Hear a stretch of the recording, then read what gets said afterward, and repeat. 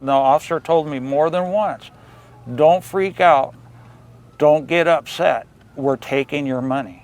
A local retiree claims that he was shaken down for money in Tijuana because of COVID-19. That man said he and his wife had just crossed the border to visit family when they were pulled over and told to hand over their cash. As our ABC 10 News reporter Michael Chen tells us, the man fears this is part of a backlash against COVID restrictions and Americans.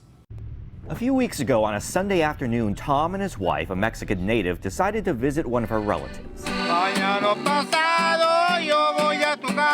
They drove across the border into Tijuana in their modified truck bearing California plates. Almost immediately, he noticed they had company. We saw a small car, municipal police officer, and he got behind me and pulled me over. He says one of two uniformed officers asked him to get out of the truck and walk over to the police car where the officer checked his license. He explained to me that he pulled me over for tinted windows. Tom says he was asked if he was smuggling drugs. Tom said no. Here's the real reason I pulled you over.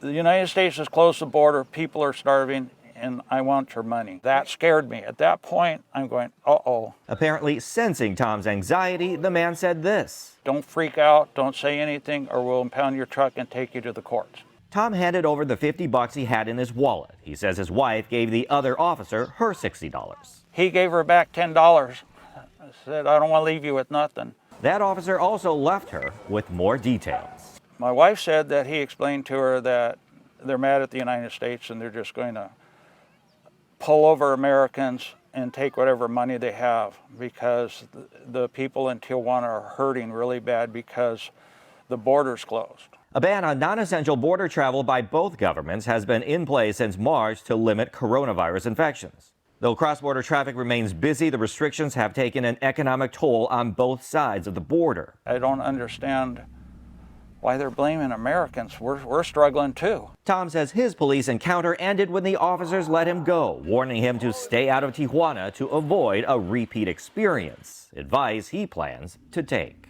Myself, I've decided I'm not going back down there. It just invites trouble. You don't know who you can trust down there right now. Michael Chen, ABC 10 News.